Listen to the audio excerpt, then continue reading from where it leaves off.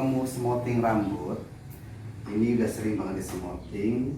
Tuh lihat di ujungnya kan bekas smoothing sering banget. Tapi ini pertumbuhannya kan baru aja. Nah saya semprot dulu pakai antifreeze seluruh. Ini mau saya smoothing sutera ya. Seluruh rambut saya kasih antifreeze biar nggak hapus. Terutama ini ujungnya kan pernah di smoothing berapa kali. Nanti yang saya obatin di akarnya ini. Bisa pakai ini. Ujungnya saya kasih masker ya. Nanti di sini saya kasih smoothing sutera. Ini buat akar sampai ini smoothing sutera.